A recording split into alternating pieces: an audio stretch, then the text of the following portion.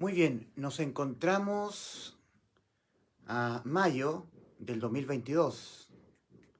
No sé si se ve la lucecita roja del láser. Estamos a mayo del 2022, desde el nacimiento de Cristo. Ajá. El título de esta exposición bíblica es No menospreciéis las profecías. Primera carta a los Tesalonicenses, capítulo 5, versículo 20.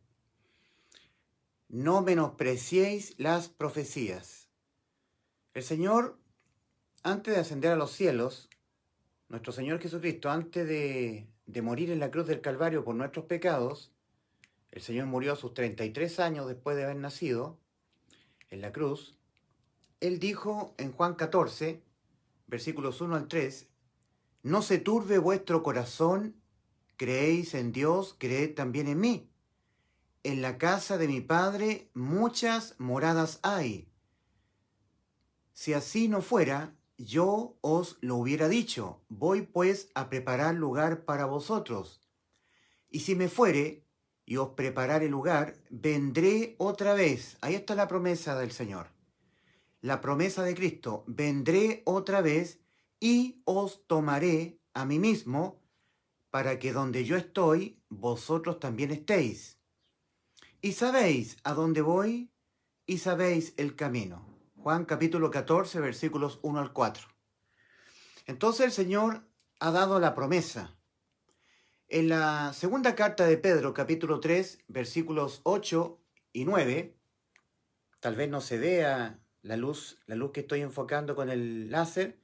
Segunda de Pedro 3, versículos 8 y 9, el apóstol Pedro dice a la iglesia, vamos a colocar con lápiz azul todo lo que es la iglesia, ¿verdad? La iglesia del Señor. A ver. Perdón que dé la espalda, pero todo esto es la iglesia. La iglesia.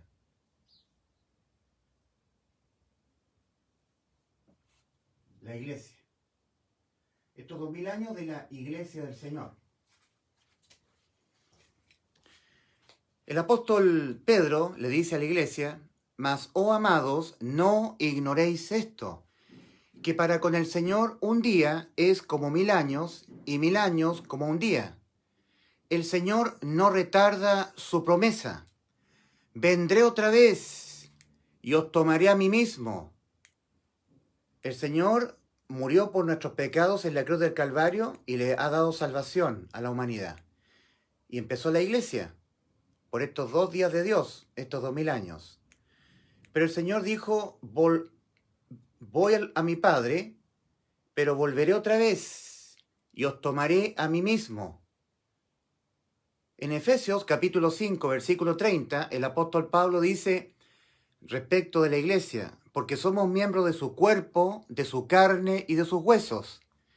Y acá, en Juan capítulo 14, versículo 3, dice el Señor, su promesa, vendré otra vez y os tomaré a mí mismo, para que donde yo estoy, vosotros también estéis. El Señor, después de morir por nuestros pecados en la cruz del Calvario, resucitar al tercer día, como dice el Evangelio, que todo ser humano debe creer para ser salvo, que Cristo Jesús murió por nuestros pecados, conforme a las Escrituras, y que fue sepultado y que resucitó al tercer día, conforme a las Escrituras. Cristo al tercer día resucitó, apareció a más de 500 testigos, en donde él dio testimonio de que había resucitado de entre los muertos. Estuvo por un espacio de 40 días dando testimonio a más de 500 testigos y luego ascendió a los cielos. Sin antes darle la gran comisión a sus discípulos, la gran comisión. Id por todo el mundo y predicad que yo he muerto por los pecados de ustedes y así les he dado salvación. Toda persona que crea que Cristo, que yo, morí por sus pecados y así le salvé y le di vida eterna, y yo lo bautizare, yo lo sellare con mi Santo Espíritu, ese será salvo. Y el que no creyere que yo morí por sus pecados será condenado.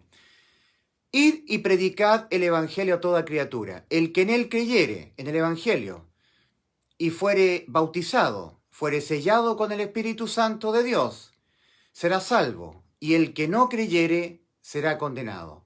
Y luego de dar la gran comisión, el Señor asciende al cielo. Pero Él dio promesa de volver, de volver. Voy al Padre a preparar lugar para vosotros, y si me fuere y os preparare lugar, vendré otra vez, y os tomaré a mí mismo, para que donde yo estoy, vosotros también estéis. Arpazo, arrebatamiento de la iglesia de Cristo. El apóstol Pablo, en la primera carta a los tesalonicenses, capítulo 4, versículo 16 en adelante, dice, porque el Señor mismo, así escribe el apóstol Pablo, porque el Señor mismo, con voz de mando, con voz de arcángel y trompeta de Dios, descenderá del cielo, y los muertos en Cristo resucitarán primero. Los muertos en Cristo, todos los que han muerto en vida, habiéndose arrepentido y habiendo creído en el Evangelio y siendo salvos, de esa manera, habiéndose arrepentido y habiendo creído en el Evangelio, que fueron las dos demandas que el Señor comenzó a demandar iniciando su ministerio en Marcos 1:15. El tiempo se ha cumplido, dijo el Señor, y el reino de Dios se ha acercado. Arrepentíos y creed en el Evangelio. Ahí están las dos demandas. Ahí están las dos demandas. Arrepentíos, creed en el Evangelio. El ser humano que se arrepiente y cree en el Evangelio es salvo de toda condena. Es nacido de nuevo, entra por la puerta estrecha, es sellado con el Espíritu Santo hasta la redención, hasta el arrebatamiento, el arpazo de la posesión adquirida. La iglesia, cada persona que pertenece al cuerpo espiritual de Cristo, es parte de su cuerpo, su carne y sus huesos. Ha sido comprado por Cristo al precio de su sangre. Todos los que han fallecido, ellos resucitarán primero. Toda aquella persona que en vida, estando físicamente viva, se arrepintió y creyó en el Evangelio, y una vez que murió, su espíritu nacido de nuevo y su alma presentes al Señor, ausentes en el cuerpo. Pero los que vivimos, cuando venga Cristo a cumplir su promesa de arrebatarnos de acá, el arpazo, nosotros seremos transformados. En cambio, todos los que ya han muerto en Cristo, ellos serán resucitados, porque el Señor mismo, con voz de mando, con voz de arcángel y trompeta de Dios, descenderá del cielo, del cielo descenderá el Señor a las nubes, y los muertos en Cristo resucitarán primero.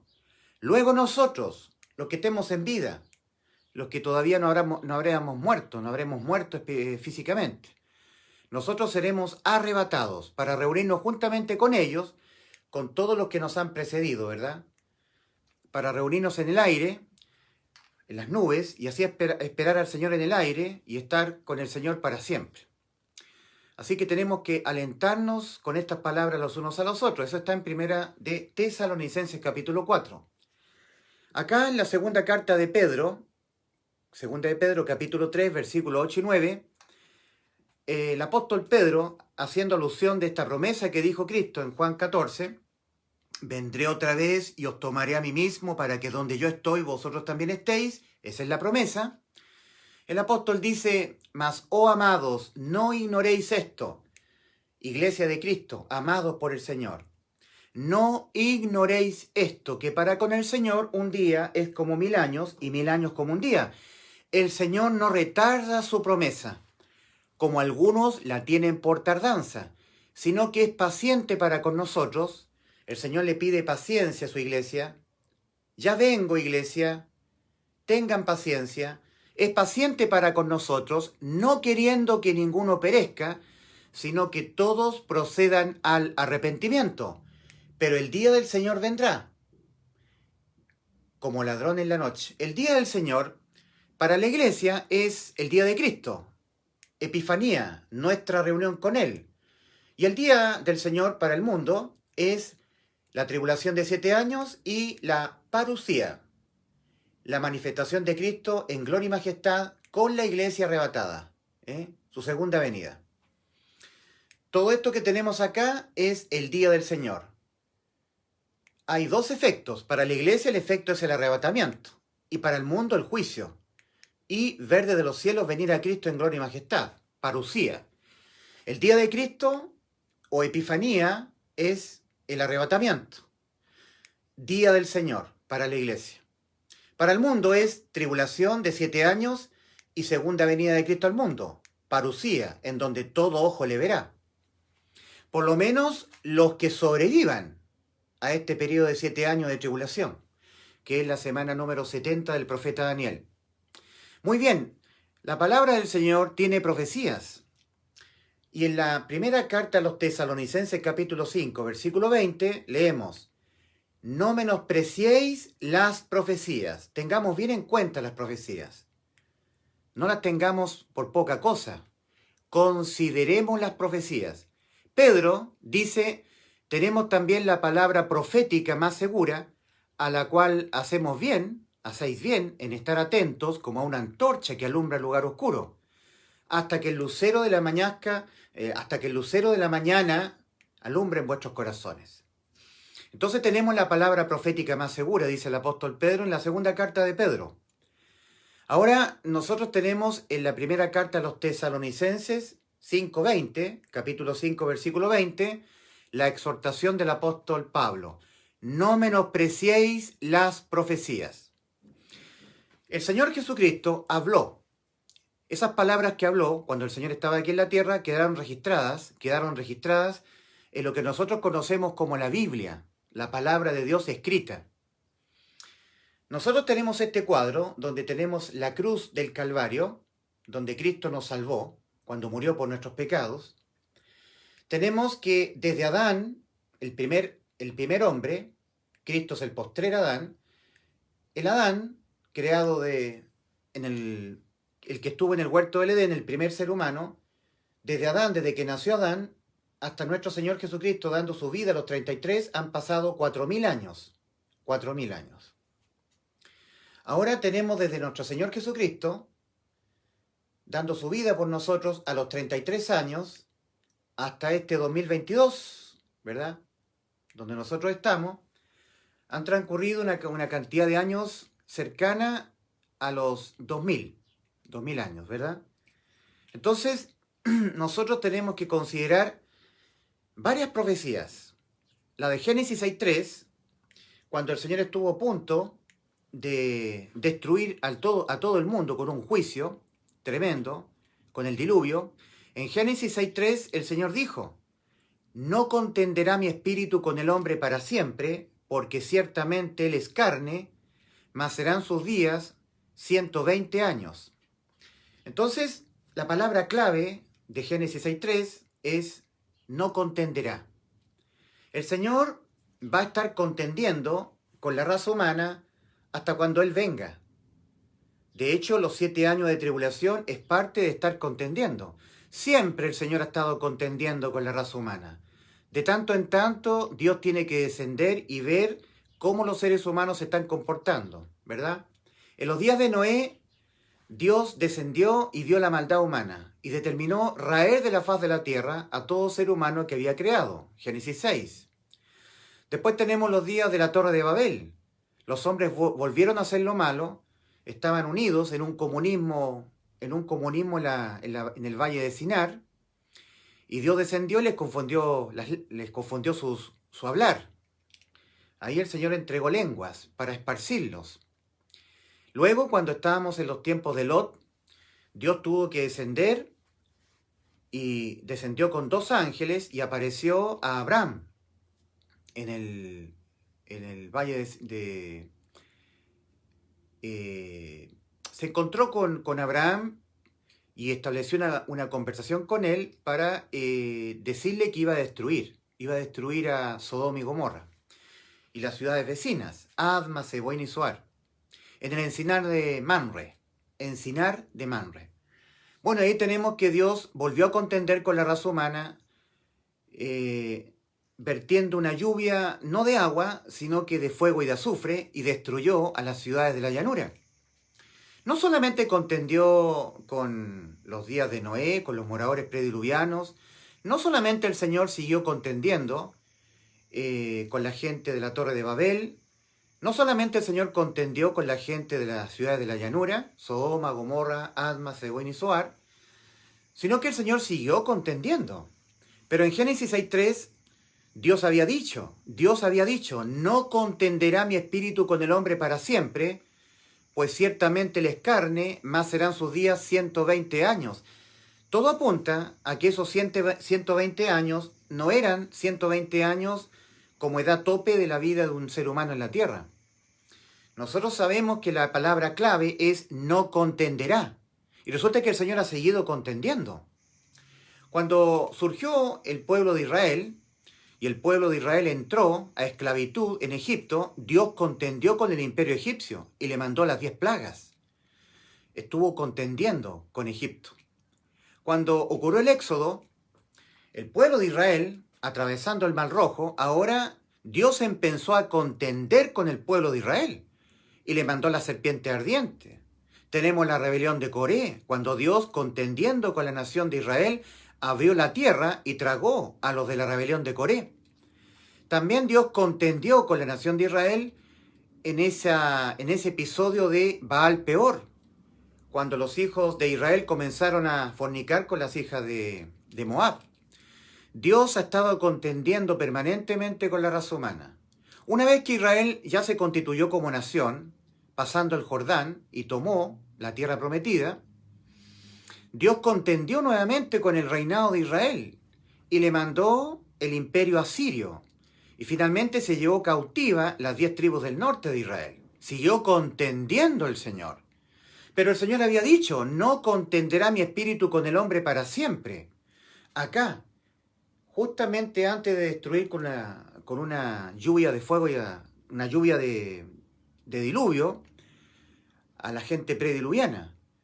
Entonces nosotros tenemos que entender que esos 120 años que puso Dios como límite no son 120 años literales como nosotros los conocemos.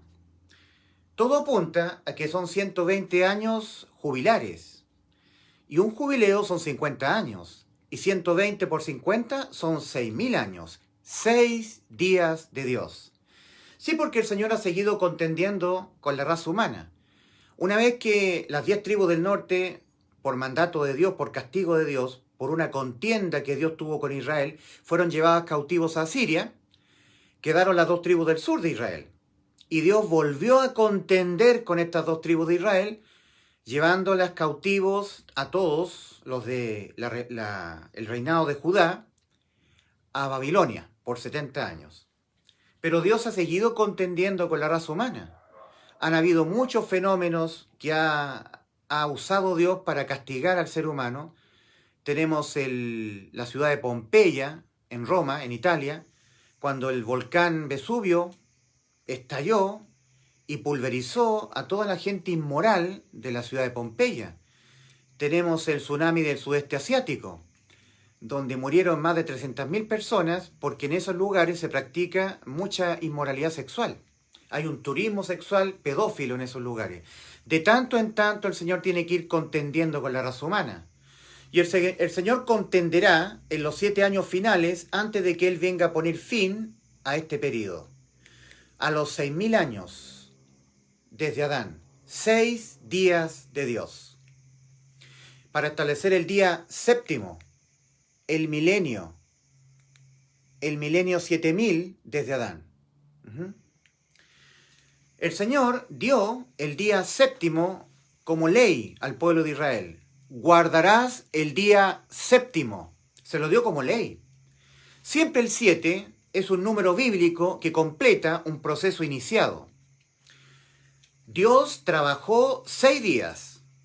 Hizo los cielos y la tierra y todo lo que creó en 6 días. Y reposó el día 7, el día séptimo. Dios le mandó al pueblo de Israel que el sumo sacerdote rociara 7 veces en el propiciatorio para que los pecados del pueblo de Israel quedaran expiados con la sangre del becerro, ¿verdad? 7 veces. Dios mandó a los israelitas rodear la ciudad amurallada de Jericó el día séptimo 7 veces. Y cuando los israelitas rodearon 7 veces el día séptimo, la ciudad amurallada de Jericó, los muros cayeron. 7. Dios, a través del profeta Eliseo, mandó a Naamán el sirio, el leproso, para que, curándose de la lepra, él se zambullera 7 veces en el Jordán. Y Naamán el sirio, obedeciendo finalmente a Dios, obedeciendo al profeta Eliseo, se zambulló en el Jordán 7 veces y su lepra desapareció. El tiempo que durará la tribulación serán 7 años. La iglesia del Señor completa en la tierra son 7. La iglesia séptima es la iglesia de la Odisea, la séptima. Enoc, antes de que ocurriera el diluvio, era séptimo desde Adán. Nosotros, la iglesia de la Odisea, la que estamos a punto de ser quitada, somos la iglesia séptima. A la única iglesia a la cual el Señor le ha dicho: he aquí, estoy a la puerta. En Mateo capítulo 24, el Señor ocupa estas mismas palabras, hablando acerca de la higuera. La higuera es la nación de Israel. El Señor ha dicho mucha palabra de Él, profética, y también nos ha dado palabra que ilustra espiritualmente estos 2 días, los 2 días de Dios, que son los 2 días que Dios ha establecido, los días de gracia para la iglesia gentil. 2000 años, y nada más que 2000 años. Nosotros tenemos el episodio de la parábola del buen samaritano. El Señor, en Lucas 10, versículo 25 al 37, nos relata una parábola, la parábola del buen samaritano. Dice en esa parábola que el buen samaritano dio 2 denarios al mesonero. Un denario es el sueldo día, que cubre un día de trabajo de un jornal. Y cuando leemos que el buen samaritano dio 2 denarios al mesonero, prometiéndole que iba a regresar, entonces tenemos que entender que el Señor nos está ilustrando que Él ha dado promesa de regresar en 2 días. Para el Señor un día es como 1000 años como un día. Tenemos que considerar 2000 años. Lucas capítulo 10, versículos 25 al 37. Podemos leer nosotros Lucas, el Evangelio de Lucas, capítulo 10, versículos 25 al 37. Y he aquí un intérprete de la ley se levantó y dijo para probarle al Señor: Maestro, ¿haciendo qué cosa heredaré la vida eterna? El Señor le dijo: ¿qué está escrito en la ley? ¿Cómo lees? Aquel respondiendo dijo: amarás al Señor tu Dios con todo tu corazón y con toda tu alma y con todas tus fuerzas y con toda tu mente, y a tu prójimo como a ti mismo. Y le dijo: bien has respondido, haz esto y vivirás. Pero él, ese hombre que le preguntaba, el intérprete de la ley, él, queriendo justificarse a sí mismo, dijo a Jesús: ¿y quién es mi prójimo? Respondiendo Jesús dijo: un hombre descendía de Jerusalén a Jericó y cayó en manos de ladrones, los cuales le despojaron e hiriéndole se fueron dejándole medio muerto. Aconteció que descendió un sacerdote por aquel camino y viéndole pasó de largo.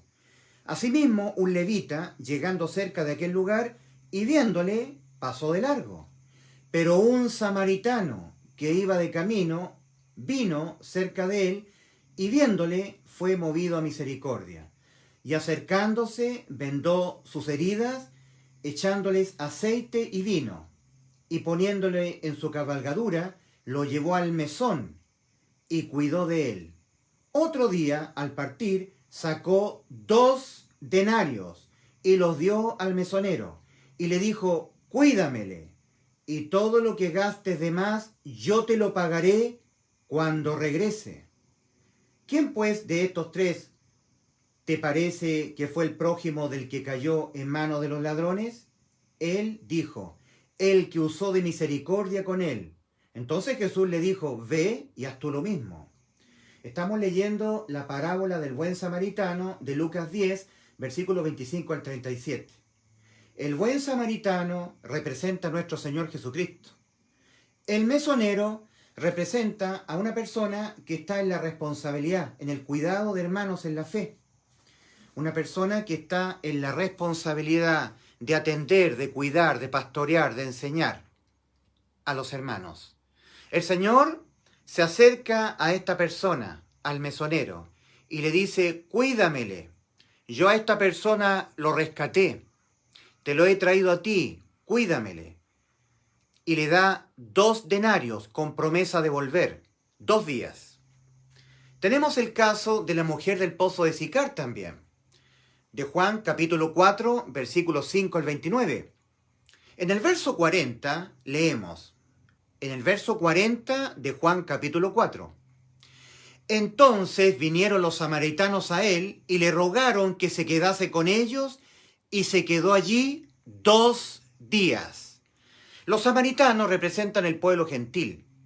Los judíos no trataban a los samaritanos, porque los samaritanos eran israelitas, pero mezclados con los gentiles. Entonces los judíos lo despreciaban a los samaritanos porque lo tenían como gente mezclada con las gentes paganas, con los gentiles. Samaritanos y judíos no se trataban entre sí. Pero aquí vemos que el Señor se quedó con los samaritanos, la gente de Sicar, 2 días. Y aquí tenemos los 2 días de Dios, porque tenemos la profecía de Oseas. Oseas capítulo 6, versículo 2. Entre paréntesis, Oseas significa Dios salva. Oseas significa Dios Salvador. Dice Oseas 6.2. Cuando Oseas dijo estas palabras, las dijo aproximadamente en el 788 a.C. Y Oseas, en esta fecha aproximada, 788 a.C., no sé si se ve el láser, ahí está alumbrando el láser, no se ve muy bien, pero ruego que vean el láser que está apuntando al año 788 acá, cuando profetizó Oseas, lo del capítulo 6, versículo 2. Oseas, que es un profeta israelita, profetiza unos 788 años antes del nacimiento de Cristo. Nos dará vida. ¿Quién? Dios, el Dios de Israel, después de 2 días. Antes de seguir con la segunda parte de la profecía de Oseas 6.2, tenemos que entender que Israel está siendo simbolizado en la Biblia como una higuera. Cuando el Señor Jesucristo, a sus 33 años, fue crucificado, rechazado por el pueblo de Israel, Israel murió espiritualmente a los 33 después del nacimiento de Cristo. Unos años después, 70 años después del nacimiento de Cristo, vino el general Tito Vespasiano, comandando los ejércitos del Imperio Romano, y le generó la muerte nacional a Israel. Y la higuera se secó. ¿Ok? Entonces tenemos que entender muy claramente que aquí hay 2 muertes. Una muerte espiritual que ocurrió justamente cuando el pueblo de Israel rechazó a Cristo, permitiendo que fuera crucificado en la cruz del Calvario. Esa es la muerte espiritual de la nación de Israel. Pero luego, unos 37 años después, 70 años después del nacimiento de Cristo, Israel muere nacionalmente. 70 años después del nacimiento de Cristo. O sea, tenemos una muerte espiritual de la nación de Israel, cuando Cristo murió en la cruz del Calvario por nuestros pecados. Ahí muere espiritualmente la nación de Israel. Y luego Israel muere nacionalmente. Aquí Israel fue esparcido, nunca más fue nación, todos los higos de la higuera fueron esparcidos por todo el mundo, ocurrió la diáspora, nunca más Israel fue nación. Hasta que el 14 de mayo de 1948, acá está simbolizado, después del nacimiento de Cristo, el 14 de mayo de 1948, la higuera volvió a tener vida, reverdeció. Israel volvió a tener vida nacional. Aquí Israel, el 14 de mayo de 1948, volvió a vivir nacionalmente, mas todavía no ha nacido espiritualmente. No ha vuelto a tener vida espiritual. Solamente Israel ha nacido nacionalmente, ha vuelto a la vida nacional. Por lo tanto, la primera parte de Oseas 6.2 ya se cumplió. Nos dará vida después de 2 días. Acá Israel murió nacionalmente, 70 años después del nacimiento de Cristo, cuando el Imperio Romano terminó con la nación de Israel y la higuera se secó. Pero transcurrieron más años y ahora, el 14 de mayo del año 1948, en la ONU, la Organización de Naciones Unidas, que es el pueblo de un príncipe que ha de venir, esa es la ONU, reminiscencia del antiguo Imperio Romano, Israel volvió a tener vida nacional. Este es un hito histórico y profético sin precedentes, único y tremendamente importante, de mucha relevancia profética. Nosotros estamos viviendo en el 2022. Ahora, nosotros tenemos que, independientemente a cualquier calendario que quisiéramos nosotros considerar, ya tenemos que los 2 días se cumplieron acá. La primera parte de Oseas 6.2. Nos dará vida después de 2 días. Israel ha vuelto a tener vida nacional el 14 de mayo del 48.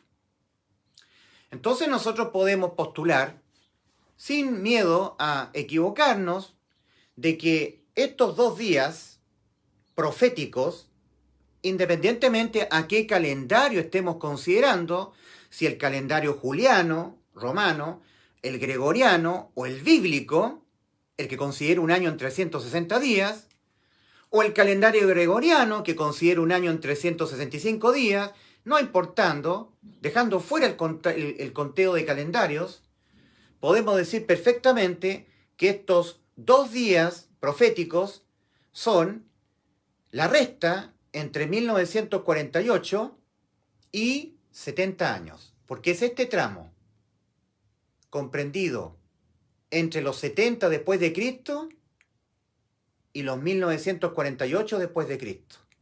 Entonces tenemos que hacer una resta.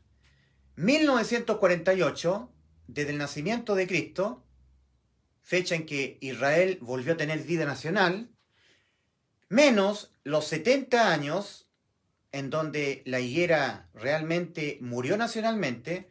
Desde este punto a este punto tenemos nosotros 1878 años exactos. 1878 años exactos. Por lo tanto, perfectamente nosotros podemos decir que estos 2 días son los 2 días proféticos. Estos son los 2 días proféticos, 1878 años. Porque ya se cumplió. Israel ya volvió a tener vida nacional. Nos dará vida después de 2 días. Acá Israel murió nacionalmente, 70 años después de Cristo. Pero acá Israel volvió a tener vida nacional. Volvió a tener vida nacional, es evidente. Entonces tenemos 1878 años que equivalen a 2 días proféticos. Ahora, la segunda parte de Oseas 6.2 dice: en el tercer día nos resucitará y viviremos delante de él. ¿Ok? Entonces tenemos que nosotros preguntarnos, ahora, ¿cuándo es el tercer día?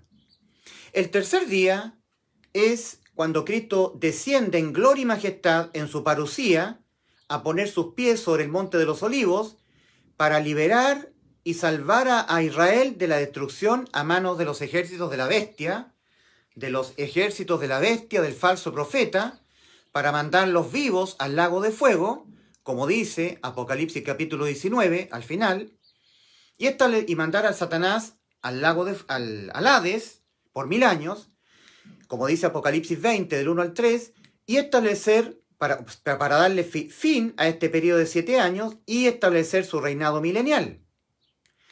En la segunda venida del Rey de Reyes, del Creador, Cristo Jesús, en gloria y majestad, su parucía. Ese es el tercer día. ¿Ok? Entonces, ¿cuándo es el tercer día? ¿Qué fecha es?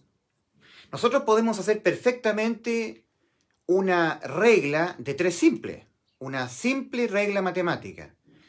Y nosotros podemos decir, si 2 días proféticos son 1878 años, como sacamos acá la cuenta, ¿cierto? Restando los 1948, 70, y nos da este resultado.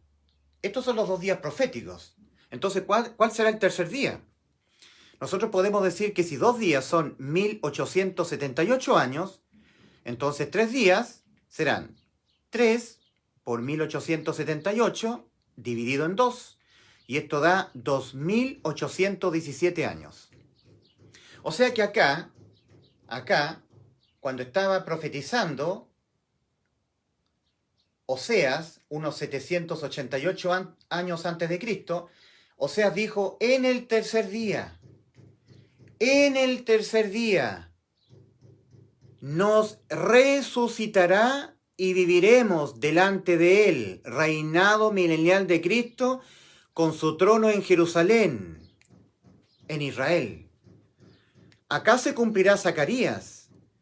Verán al que traspasaron y le preguntarán, ¿qué heridas son aquellas que tienes en tus manos? Y el Señor le responderá, con ellas fui herido en casa de mis amigos. Y llorarán los israelitas como se llora por hijo primogénito. Llorarán por aquel al cual traspasaron. Acá Israel volverá a nacer espiritualmente. En el tercer día nos resucitará y viviremos delante de él. O sea, 6:2. Por lo tanto, a partir de acá, 788 años antes del nacimiento de Cristo, Oseas dijo, en el tercer día, nos resucitará a Israel y viviremos delante de él. Reinado milenial de Cristo, cuando Cristo venga a poner sus pies sobre el monte de los olivos. En gloria y majestad, Cristo viniendo desde el cielo a establecer su milenio 7000, el milenio de 1000 años, valga la redundancia. Entonces nosotros tenemos que postular que esta profecía de Génesis 6:3 tiene cumplimiento para el reinado milenial de Cristo. Podemos perfectamente decir que los 120 años son 120 años jubilares. Un jubileo son 50 años. 120 veces 50 años son 6000 años. 6 días de Dios. Nosotros tenemos que en Juan, capítulo 11, versículo 38 al 44, tenemos el episodio de la resurrección de Lázaro. En el versículo 39, Marta le dice al Señor, Señor, estás mandando quitar la piedra donde pusieron a Lázaro. Pero, Señor, Lázaro hiede ya, tiene mal olor, porque es de 4 días. Cristo es la resurrección y la vida. Y el Señor Jesucristo, a propósito, estableció que hubiera un periodo de 4 días de muerto de Lázaro para que él lo viniese a resucitar. ¿Saben lo que son los 4 días? Son los 4000 años desde Adán hasta nuestro Señor Jesucristo. 4 días. Oh amados, no ignoréis esto, que para con el Señor un día es como 1000 años y 1000 años como un día.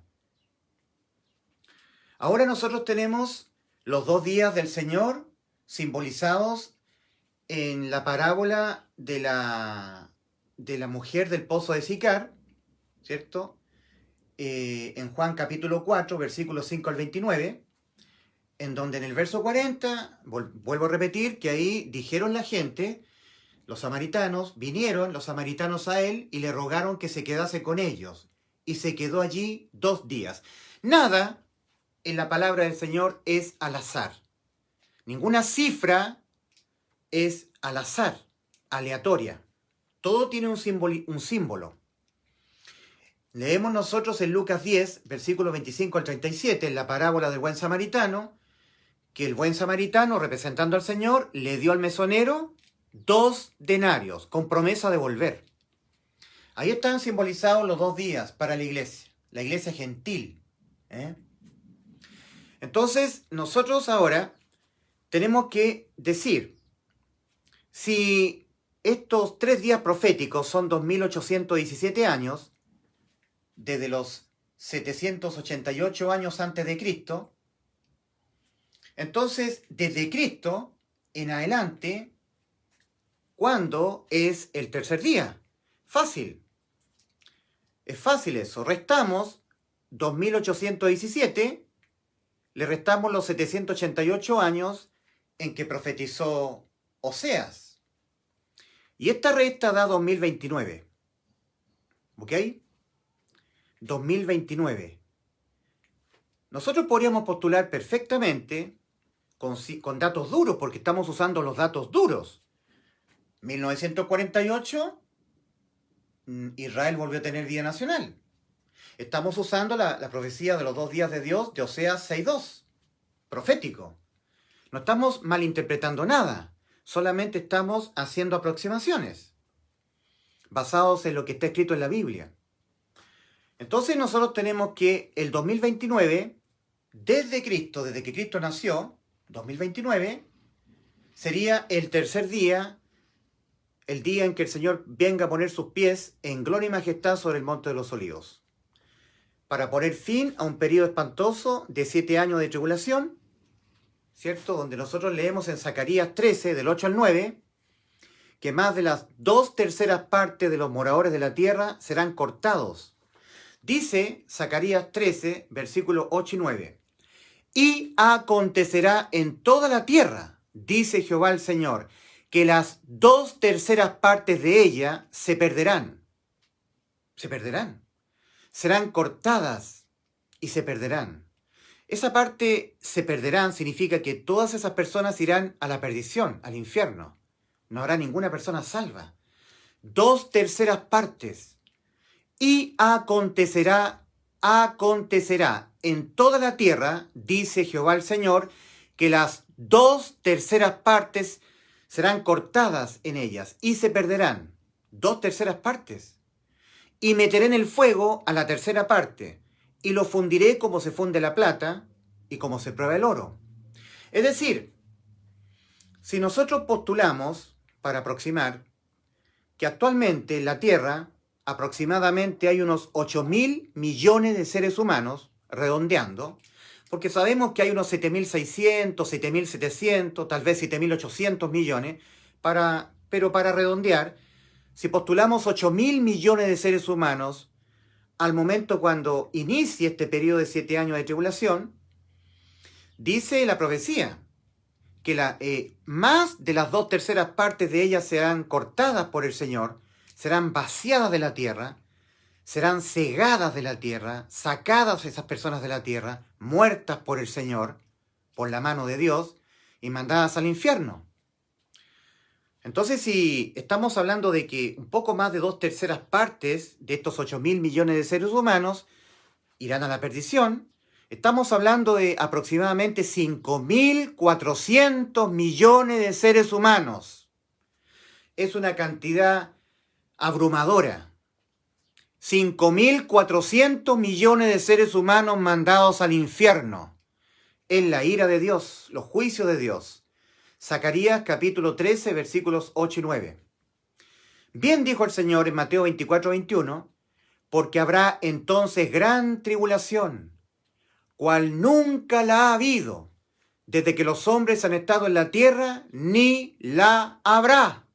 Algo sin precedentes, inimaginable. Son los 7 años que les espera a los moradores de la tierra. Todo esto, este periodo de 7 años, es ira. Los 7 años son ira. Estos 7 años, o la ira de Dios, uno la puede empezar a ver iniciándose en Apocalipsis capítulo 6, cuando el Señor en los cielos, ya en presencia con su iglesia, empieza a desatar los sellos. Apocalipsis capítulo 6 en adelante. Capítulo 7, 8, 9, hasta el capítulo 16, cuando son vaciadas las 7 copas llenas de la ira de Dios. Son 7 sellos que son desatados. El séptimo sello da paso a 7 trompetas de los 7 ángeles. Se van tocando una a una y son cada vez juicios más terribles, más mortíferos, más espantosos sobre los moradores de la tierra. Y el toque de la séptima trompeta dará paso a los 7 ángeles de las 7 copas llenas de la ira de Dios. En Apocalipsis 16 se relata esa profecía, e irán vaciándose una a una, provocando más mortandad, vaciándose las copas llenas de la ira de Dios. Como resultado, más de las 2/3 partes de la raza humana se perderán, como dice Zacarías capítulo 13, versículos 8 y 9. Todo esto es ira. El primer sello desatado, Apocalipsis capítulo 6, versículos 1 y 2, significa el advenimiento al mundo del anticristo, el hombre de pecado.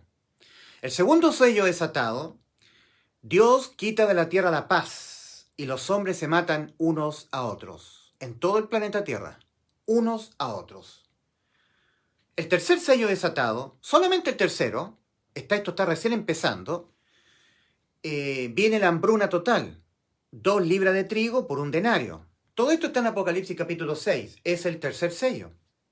El cuarto sello desatado, 1/4 de la población mundial muere por la mano de Dios.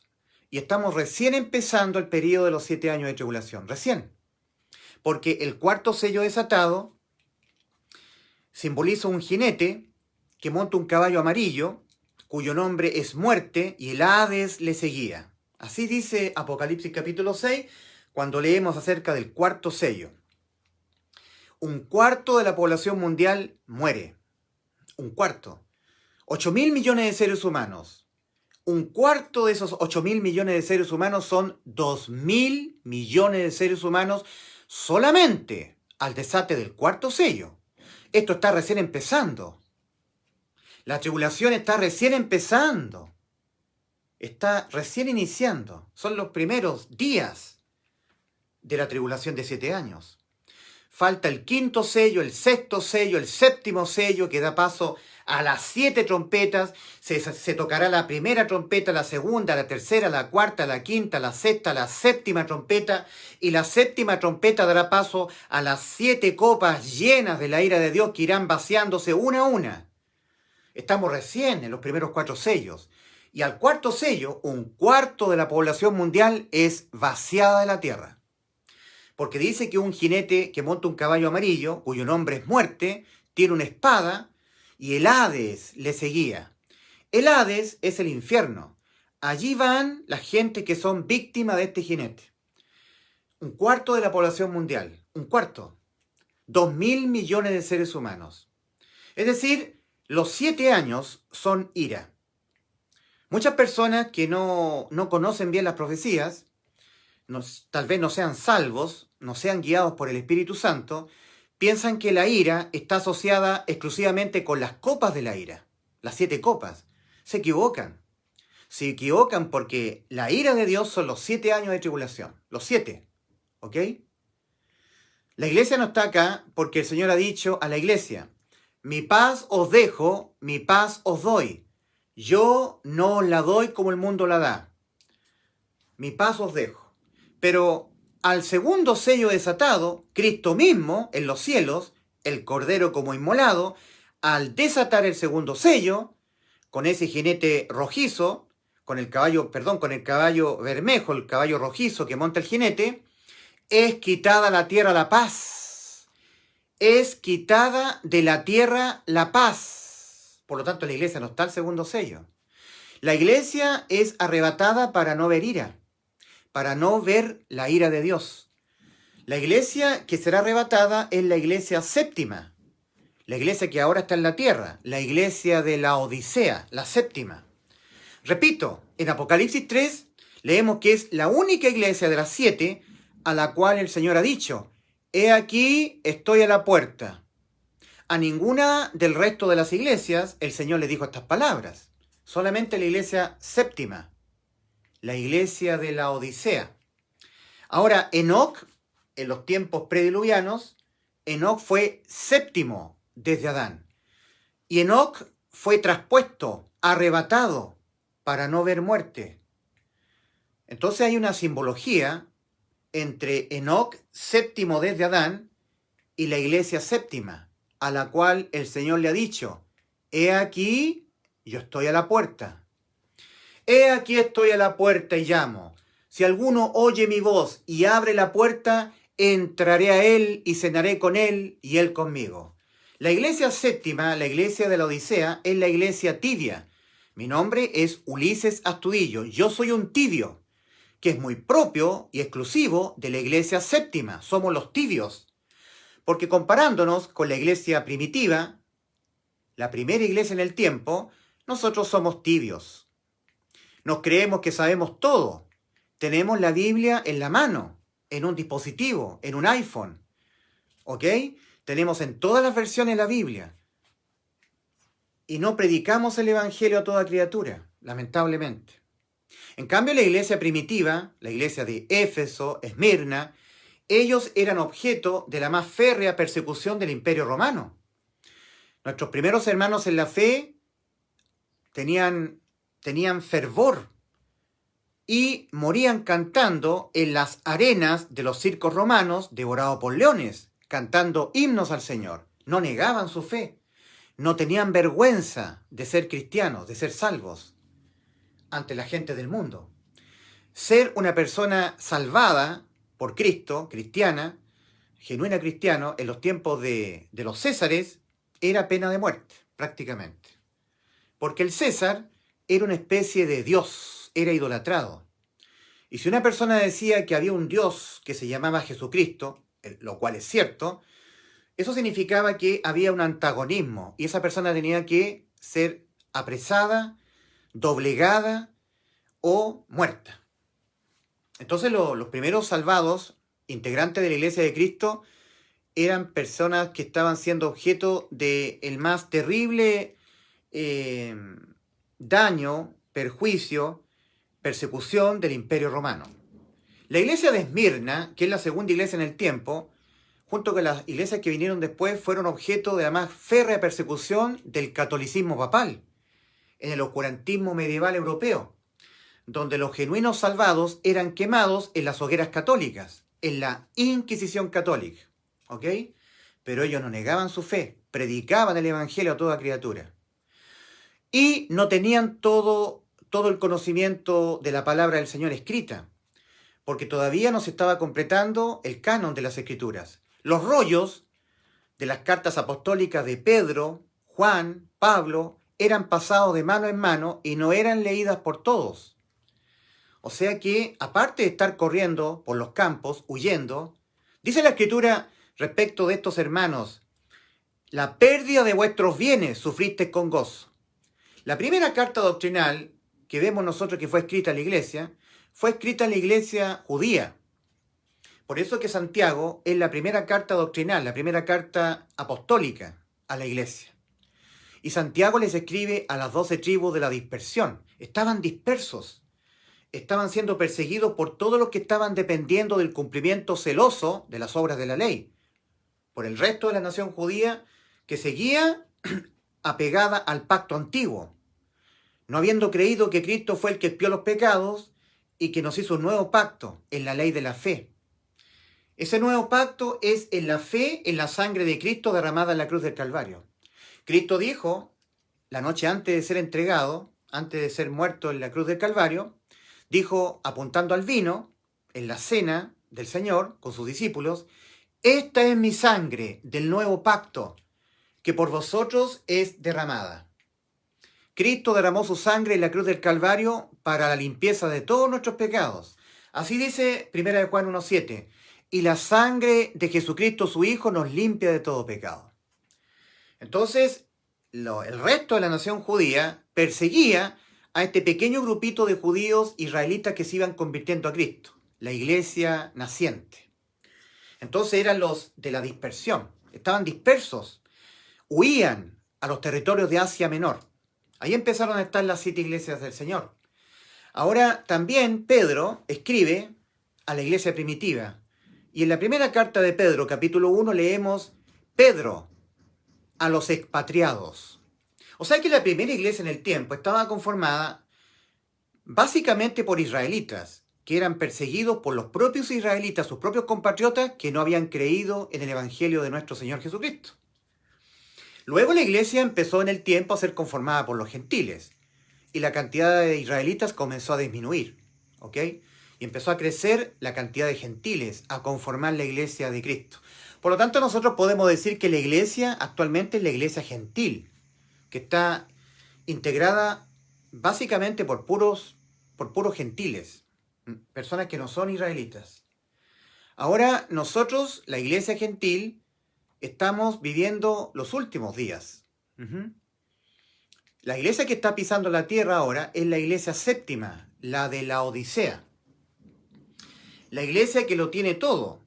El Señor Jesucristo bien le dice a su iglesia séptima, que también es el cuerpo espiritual de Cristo: por cuanto eres tibia y no frío ni caliente, te vomitaré de mi boca. El Señor me ha dicho a mí: Ulises, yo te voy a vomitar de mi boca, porque eres tibio. Sé fervoroso y arrepiéntete. Sé pues celoso y arrepiéntete. Dice en el original, sé pues fervoroso. Nosotros somos los que el Señor nos advierte que nos va a vomitar de la boca. Somos todos salvos, pero nos está reprendiendo el Señor duramente.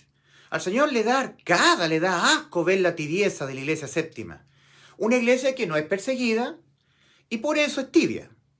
Muchas veces al salvado le tiene que venir persecución para poder ser más fiel con el Señor. Pero cuando el salvado está bien, no es perseguida, tiene todo a la mano, va a ser una iglesia tibia, que es propio de nosotros los que somos la iglesia de la Odisea.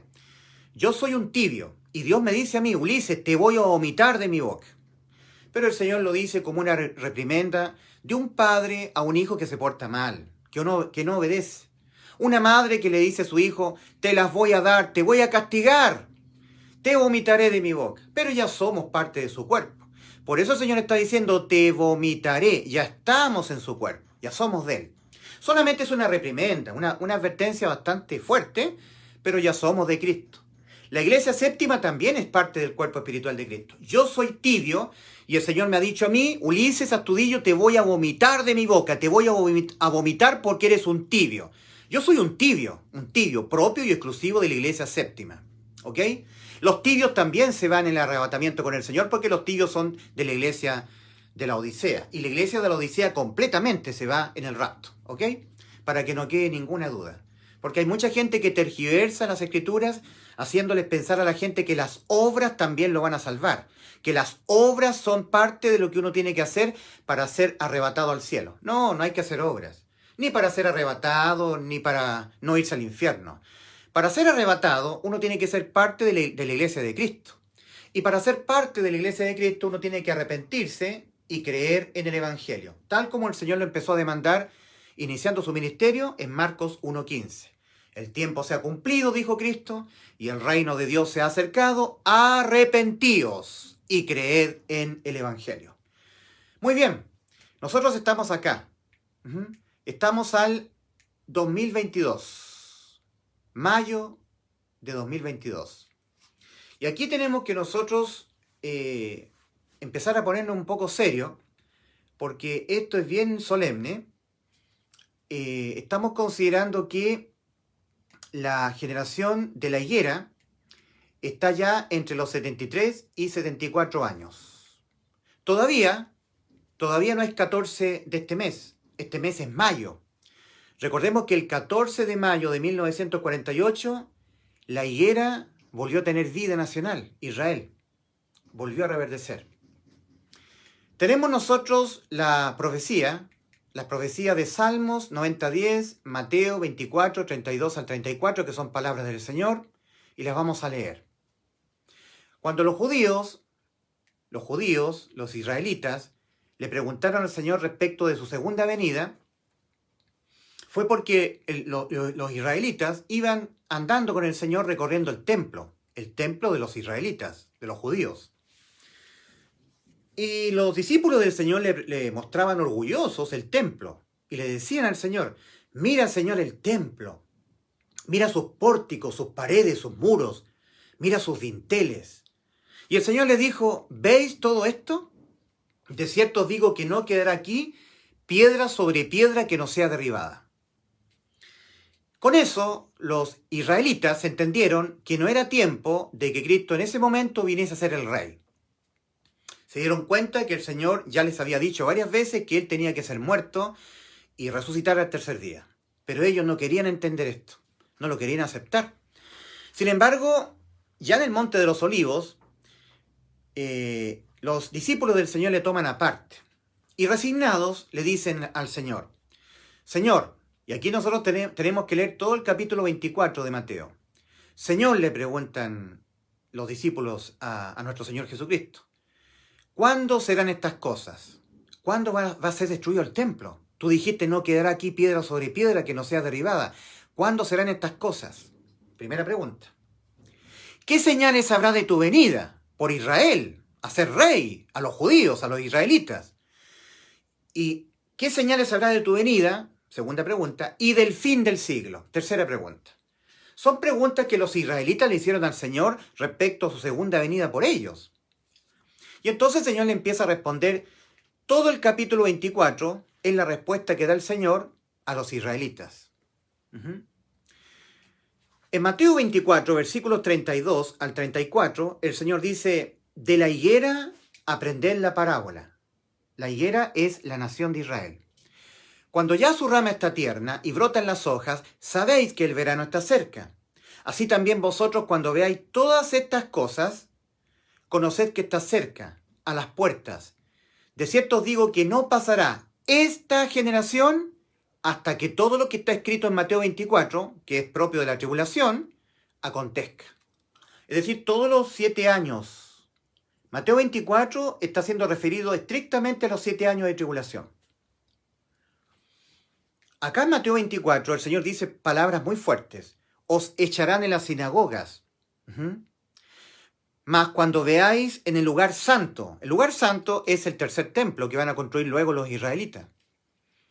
Mas cuando veáis en el lugar santo la abominación desoladora de que habló el profeta Daniel, Daniel habló estrictamente a los israelitas, tocante al pueblo de Israel y a la santa ciudad que es Jerusalén, tu pueblo y tu santa ciudad.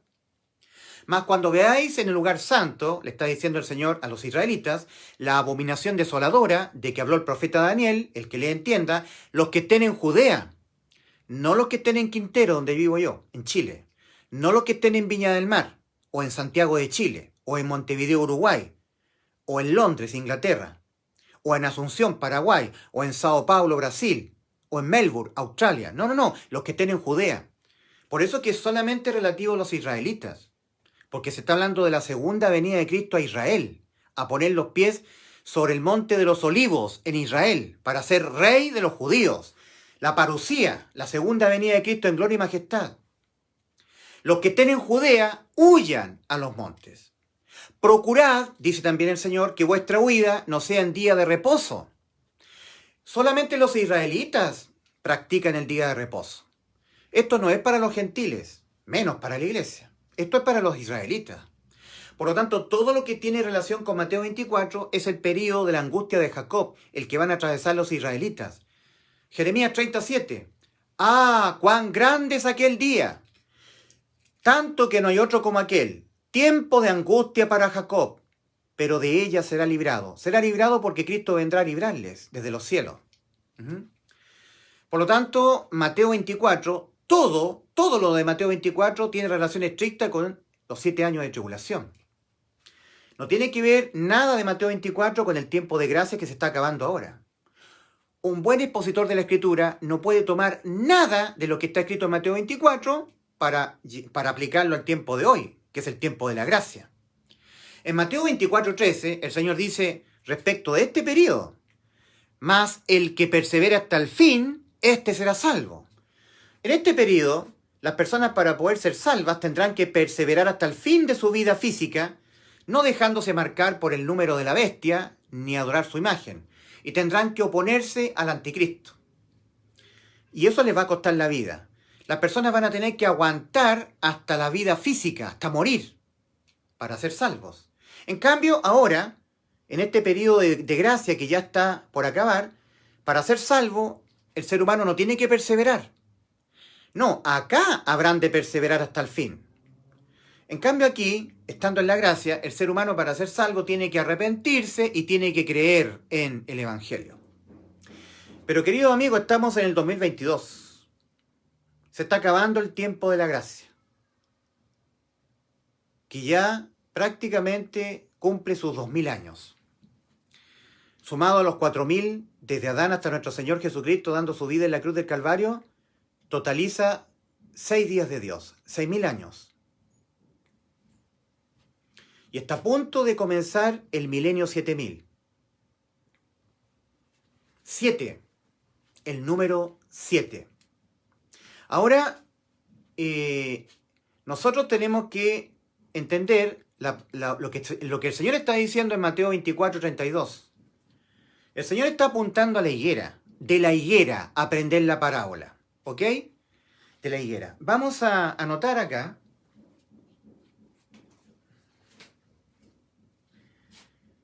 Vamos a anotar 1948 más 80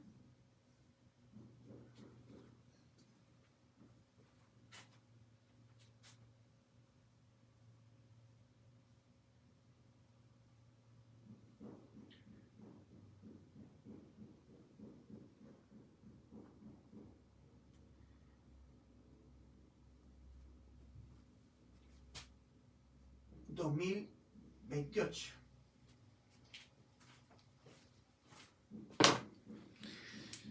Esa suma, 1948 más 80, da 2028.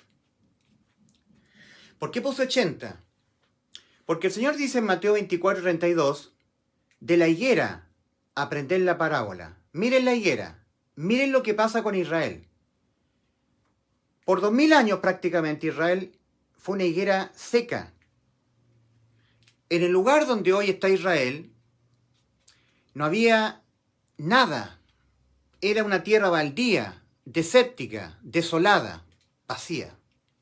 De tanto en tanto un beduino atravesaba un manojo de ovejas, pero era una tierra baldía. Miren cómo está Israel hoy. Si alguien puede viajar a Tel Aviv, o a Haifa, o a Jerusalén, o a Ben Gurión, ha reverdecido. Todos sus valles están sembrados de verde.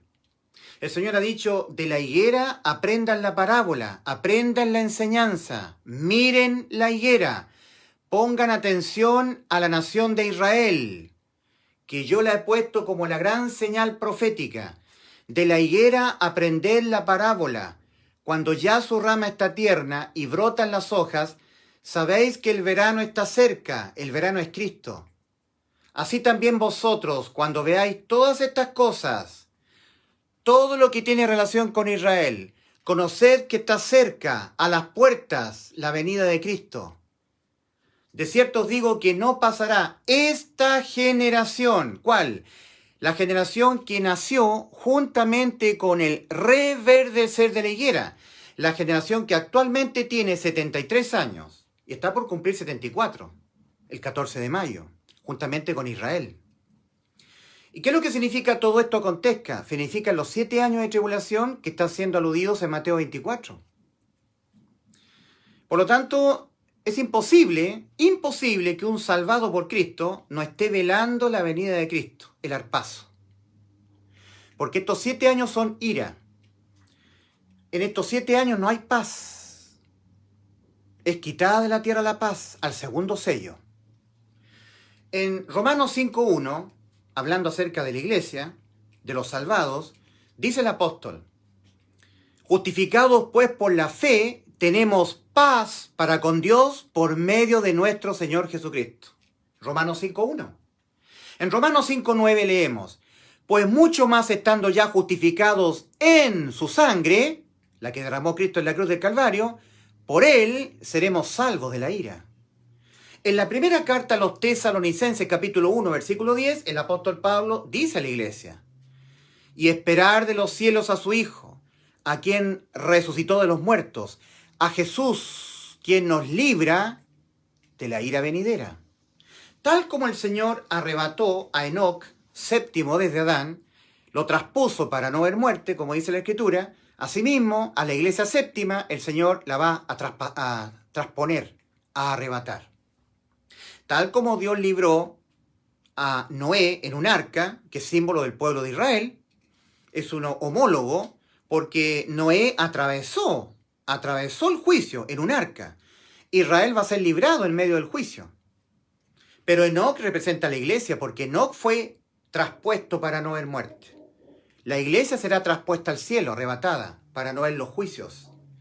Tal como Lot fue arrebatado por los ángeles a los montes, para que no fuera destruido juntamente con las ciudades de la llanura, Sodoma, Gomorra, Adma, Seboín y Zoar, asimismo, la iglesia será quitada. Entonces tenemos a Lot y tenemos a Noé y a Enoc. El Señor, hablando acerca de su segunda venida, dice: mas como los días de Noé, así será también la venida del Hijo del Hombre. Y tal como sucedió en los días de Lot, tenemos dos eventos en donde ocurrieron las mismas cosas. Enoc, en los días de Noé, fue arrebatado, traspuesto, arrebatado al cielo para no ver muerte. Dios, en la persona de Cristo, menciona los días de Noé. Y luego vino la destrucción sobre todo el mundo. Y en los días de Lot, Lot fue arrebatado por los dos ángeles a la montaña para que no hubiera muerte. De hecho, el Señor le instruyó a Lot no voltear, no girarse, no ver atrás de él. La mujer de Lot, desobedeciendo, volviéndose a mirar atrás, quedó convertida en estatua de sal. Nosotros sabemos la historia. Entonces tenemos dos ejemplos muy claros, ¿verdad?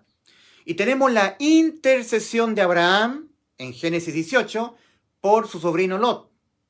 Abraham en Génesis 18 le empieza a decir al Señor: Señor, ¿castigarás al justo con el impío?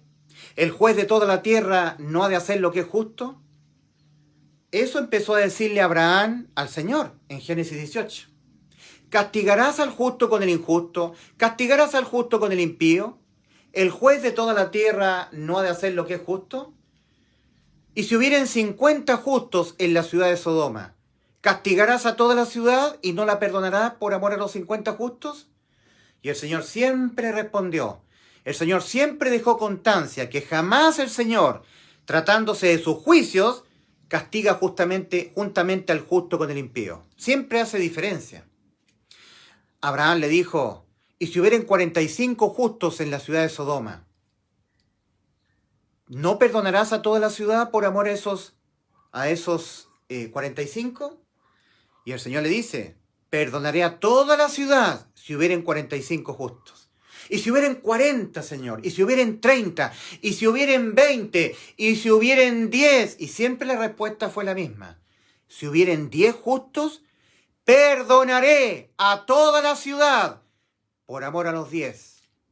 Tristemente, podemos entender que ni siquiera en Sodoma habían 10 justos. Siempre el Señor hace diferencia y nunca vierte sus juicios habiendo justos en la tierra. Nosotros en la iglesia somos los justos, somos pecadores, depravados, degenerados, muy pecadores, pero justificados por la fe. ¿Ok? No hay méritos morales en nosotros. Solamente el ser humano es justificado por la fe, por creer en el Evangelio, por creer que Cristo, cuando murió por sus pecados, lo salvó del infierno. Entonces nosotros somos los declarados por Dios justos por la fe. Somos los justos. Y los justos se van al cielo, porque tenemos paz para con Dios por medio de nuestro Señor Jesucristo. Entonces nos encontramos al 2022. Y tenemos que la higuera está por cumplir 74 años. En el Salmo 90:10, es muy conocido este salmo, dice que una generación es de 70 años y en los más robustos 80 años. Por eso coloqué 80 acá. Desde 1948 más 80, 2028. Pero estamos postulando el 2029 porque esta cuenta nos dio los 788 años antes de Cristo, cuando Oseas profetizó, el capítulo 6, versículo 2, y habló del tercer día. Sacamos la cuenta que entonces el tercer día profético son 2817, menos los 788 en que profetizó Oseas, da 2029. 2029. Estamos postulando entonces, por todos los cálculos, por todos los datos duros que estamos considerando y las profecías, que lo más probable es que el 2029 sea cuando Cristo venga a poner sus pies sobre el monte de los olivos, el retorno de Cristo en gloria y majestad. Y si a los 2029 le restamos los 7 años de tribulación, donde la iglesia no va a estar, ya hemos considerado Romanos 5.1, justificados pues por la fe, es decir, el injusto, declarado por Dios justo, porque el injusto ha creído, por la fe, tenemos paz para con Dios por medio de nuestro Señor Jesucristo, Romanos 5.1. Romanos 5.9, pues mucho más estando ya justificados en su sangre, por él seremos salvos de la ira. Y ahora tenemos la primera carta a los Tesalonicenses, capítulo 1, versículo 10, cuando el apóstol Pablo dice a la iglesia, y esperar de los cielos a su Hijo, Jesucristo, a quien resucitó de los muertos, a Jesús, quien nos libra de la ira venidera. La primera carta a los Tesalonicenses, capítulo 5, versículos 9, dice, porque no nos ha puesto Dios para ira, sino para alcanzar salvación por medio de nuestro Señor Jesucristo. La iglesia está siendo puesta en la tierra para que los muertos espirituales alcancen salvación por la predicación del Evangelio por boca de los integrantes de la iglesia de Cristo. ¿Ok? Entonces, también tenemos nosotros en el libro del Apocalipsis, cuando el Señor le habla a su iglesia, Apocalipsis 3.10, por cuanto has guardado la palabra de mi paciencia, yo también te guardaré de la hora de la prueba que ha de venir sobre el mundo entero para probar a los que moran sobre la tierra. Yo también te guardaré. Hay muchas profecías que están dichas a la iglesia, el cuerpo espiritual de Cristo, tocante a que el Señor la va a la iglesia a sacar, a su novia. El Señor no va a castigar a su novia. El Señor, como el esposo galante, saca a su novia al cielo para luego hacer lo mismo que hizo en los días de Noé y en los días de Lot. Primero sacó a Enoc y luego castigó al mundo.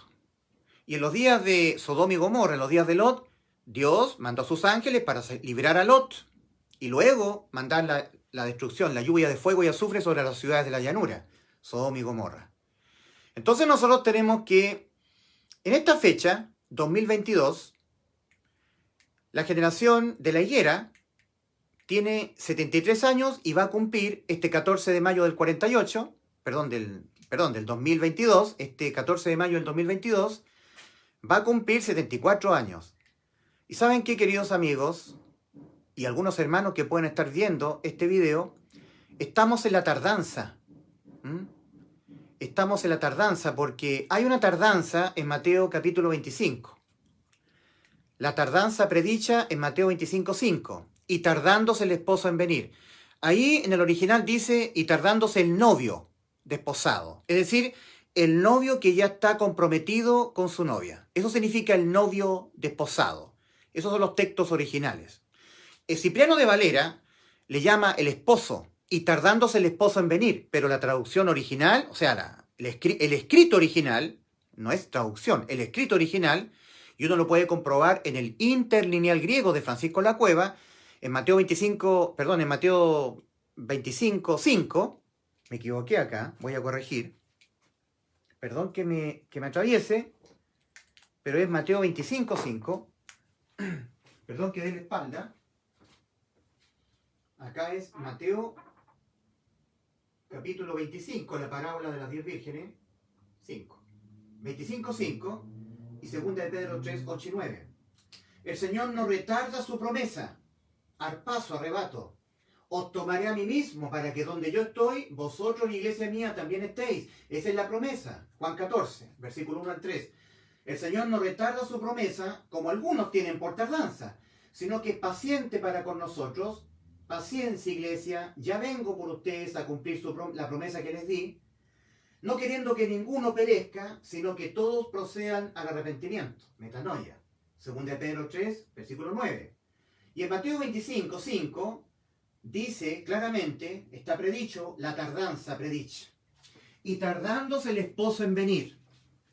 Tardándose el esposo en venir, cabecearon todas y se durmieron. Hay una tardanza que se ha de dar. Y parece que estamos en la tardanza, 73, 74 años. ¿Ok? Como quiera que sea, para todos los efectos, estamos muy cerca de que la iglesia sea librada para que el Señor empiece a tratar con los moradores de la tierra y específicamente con Israel. Para que se cumpla Jeremías 37. ¡Ah, cuán grande es aquel día! Tanto que no hay otro como aquel. Tiempo de angustia para Jacob. Jacob es Israel, pero de ella será librado. Jeremías 37. Entonces estamos nosotros en la tardanza, pero estamos en la expectativa. En el día que venga más adelante se va a cumplir el 14 de mayo. 14 de mayo de este 2022. Israel va a cumplir la higuera 74 años. De la higuera aprender la parábola. Cuando ya su rama está tierna y brotan las hojas, ya Israel brotó. Sabed que el verano está cerca. La segunda venida de Cristo por Israel está cerca. De cierto os digo que no pasará esta generación, la que actualmente tiene 73 años y va a cumplir 74, hasta que todo esto acontezca. Lo que está diciendo el Señor, si lo entendemos bien, es que esta generación que nació juntamente con el reverdecer de la higuera, que actualmente tiene 73 años, no va a pasar sin antes ver con sus propios ojos la segunda venida de Cristo. Por supuesto que los que sobrevivan van a atravesar este periodo completamente, los 7 años. No va a pasar esta generación que nació juntamente con el reverdecer de la higuera, esta generación que nació en 1948 y que actualmente bordea los 73 años, no va a pasar hasta que todo esto acontezca. Está incluido acá. Estamos en los 80 años. ¿Ok?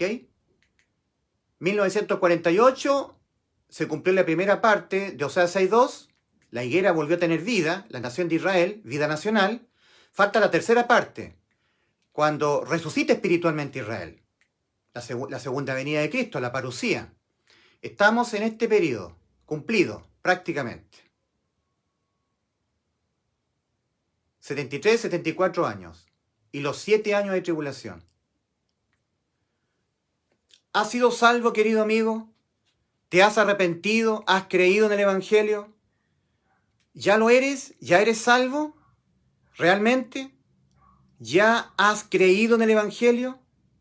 Te pregunto, ¿has creído que Cristo murió por tus pecados? Te pregunto, ¿murió Cristo por tus pecados? Si tú crees que Cristo murió por tus pecados, estás creyendo la verdad, porque eso es. Cristo en la cruz murió por tus pecados. Cristo en la cruz del Calvario murió por mis pecados. Murió en vez de ti y en vez de mí por nuestros pecados.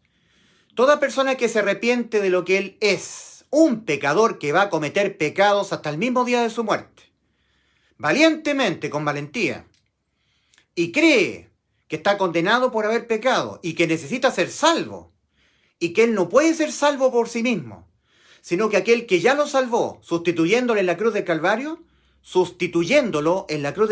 fue Cristo. ¿Has creído que Cristo se dejó imputar con los pecados que tú vas a cometer toda tu vida para darte salvación y vida eterna? ¿Y que Él fue condenado en vez de ti y en vez de mí por nuestros pecados? ¿Has creído que cuando tú cometes pecado, por ningún motivo tu alma es condenada a la muerte? Porque aquel que fue condenado en vez de ti y en vez de mí a la muerte por todos nuestros pecados fue Él, Cristo Jesús. ¿Has creído que ya tienes vida eterna? En 1 Juan 5.13 el apóstol Juan escribe a los creyentes: estas cosas os he escrito a vosotros que creéis en el nombre del Hijo de Dios, para que sepáis que tenéis vida eterna. Queda muy poco, querido amigo. Este video ha sido expuesto con la intención de alertar para que la iglesia del Señor esté velando. Los tiempos se han cumplido y el Señor está a punto de cumplir su promesa. Estamos en la tardanza. Y solamente se van las vírgenes prudentes, toda persona que ha sido sellado con el Espíritu Santo. Y si alguno no tiene al Espíritu Santo morando dentro de él, Romanos 8:9, y si alguno no tiene el Espíritu de Cristo, no es de él. Solamente será un cristiano virgen insensata, sin aceite en su vasija. ¿Y cuándo una persona se convierte en una virgen prudente, con aceite en su vasija? Cuando la persona cree en el Evangelio. Cuando la persona cree en el Evangelio.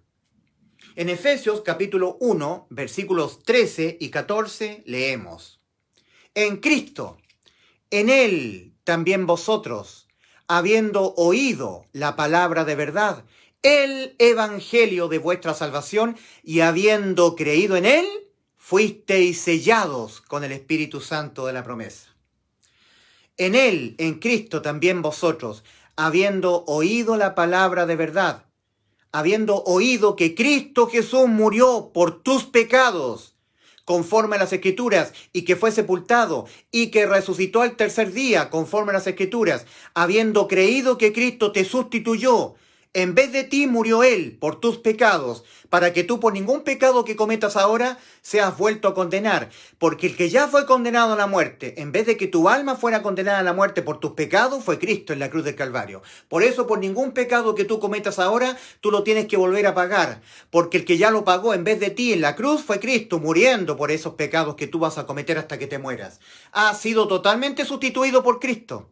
Cristo dijo en Juan 10, versículos 17 y 18. Por eso me ama el Padre, porque yo tengo poder para poner mi vida y volverla a tomar. Nadie me la quita, mi vida.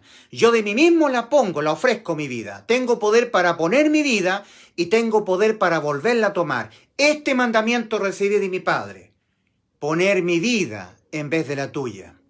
En la cruz del Calvario, Cristo no fue imputado con ciertos pecados que tú vas a cometer en tu vida. No, Cristo en la cruz del Calvario fue imputado penalmente con los pecados que tú vas a cometer durante toda tu vida, para darte total salvación y vida eterna, para que por ningún pecado que tú cometas ahora, tú lo tengas que volver a pagar, porque ya lo pagó en vez de ti Cristo, todos tus pecados. ¿Lo has creído? ¿Murió acaso Cristo por tus pecados? ¿Murió Cristo por tus pecados, amigo? ¿Murió? Te pregunto, ¿murió Cristo por tus pecados? El Evangelio dice que Cristo Jesús murió por nuestros pecados.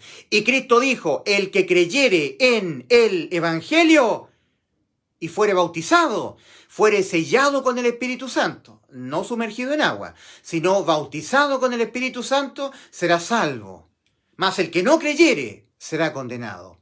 La condenación al infierno no es por pecar, es por no creer que Cristo murió por tus pecados. En Juan 8:24 el Señor está hablando de que la persona va a ser condenada por sus pecados en una segunda instancia, no en una primera instancia. En Juan 8:24 el Señor advierte a los incrédulos: por eso os dije que moriréis en vuestros pecados, porque si no creéis que yo soy, en vuestros pecados moriréis. Si tú no crees que Cristo es tu Salvador, que Él te sustituyó, se puso en vez de ti en la cruz, siendo objeto de la carga de todos tus pecados para pagarlos Él, todos tus pecados, en vez de que los pagaras tú, entonces tú los pagarás. Alguien paga por los pecados. Los pecados se pagan con la muerte. Los pecados no se promedian con buenas obras, ni las sentencias a la muerte del alma por los pecados se canjean, se negocian. No, los pecados tienen una sola condena: la muerte del infractor, la muerte del pecador. El Señor está advirtiendo: o todos los pecados que tú vas a cometer durante toda tu vida los pagarás tú, por no haber creído que los pagué yo, por no haber creído que yo te salvé, que yo pagué todos tus pecados en vez de ti, siendo yo condenado a la muerte en vez de que tu alma fuera condenada a la muerte, porque yo fui cargado con todos tus pecados y yo morí por tus pecados, pero tú si no lo crees, entonces tú pagarás por tus pecados. Por eso que en segunda instancia, sí, el ser humano será condenado por todos los pecados que cometa, porque no habrá creído que Cristo se los pagó. Eso está diciendo el Señor en Juan 8:24. Está advirtiendo: por eso os dije que moriréis en vuestros pecados, porque si no creéis que yo soy, si tú no crees que yo te salvé a ti en la cruz, que yo ya te salvé, que yo ya pagué toda tu deuda. Todos los pecados que vas a cometer durante toda tu vida ya fueron imputados a mí y yo los pagué, siendo condenado yo a la muerte en vez de que tu alma fuera condenada. Si no creéis que yo soy tu Salvador, que morí por tus pecados, entonces moriréis en vuestros pecados, los pagaréis tú. O todos los pecados de toda tu vida los pagarás tú, o tú creerás de una buena vez que yo los pagué en vez de ti, los pagué yo por ti. Eso está diciendo el Señor en Juan 8:24. O los pecados los pagas tú, o tú crees que Cristo los pagó en vez de ti, por ti. ¿Fue eso lo que hizo Cristo en la cruz? Él pagó, muriendo por tus pecados. Tienes que entenderte totalmente salvo de toda condena, que por ningún pecado que tú cometas ahora, tú lo tienes que volver a pagar. Los pecados que cometas en esta vida, todos los que cometas, ya te los pagó Cristo en la cruz. Porque dice 1 de Pedro 2:24, Él mismo llevó nuestros pecados en su cuerpo sobre el madero. Dice Isaías 53:6, mas Jehová cargó en él el pecado de todos nosotros. ¿Lo has creído? Eso hizo Cristo, puso su vida en vez de la tuya, puso su vida en vez de la mía. Tú no tienes que morir por tus pecados, ya murió Cristo por tus pecados. Tienes que entenderte salvo por Cristo, amar al Señor, adorarle, agradecerle porque Él te salvó. Tienes que tener completa seguridad de que tú ya has sido salvo, de que por cualquier pecado que cometas, nunca más tu alma será condenada, nunca más. Porque aquel que fue condenado a la muerte por tus pecados, en vez de ti, fue Cristo, tu Salvador. Y si tú no crees que Cristo es tu Salvador, si no crees que Jesús es tu Salvador, entonces tú pagarás por tus pecados, morirás tú. Entonces ahí sí que en segunda instancia tú serás condenado por tus pecados. Tus pecados te van a condenar al infierno, porque no habrás creído que ya Cristo fue condenado en vez de ti por todos tus pecados. Juan 8:24, por eso os dije que moriréis en vuestros pecados, porque si no creéis que yo soy, en vuestros pecados moriréis. Si no creéis que yo soy tu Salvador, el que morí por tus pecados para darte salvación. 1 Corintios 15, versículos 3 y 4. Aquí está el Evangelio, que todo el mundo ha de creer para ser salvo. Que Cristo Jesús murió por nuestros pecados conforme a las Escrituras, y que fue sepultado, y que resucitó al tercer día conforme a las Escrituras. Y si Cristo murió por mis pecados, yo voy al cielo.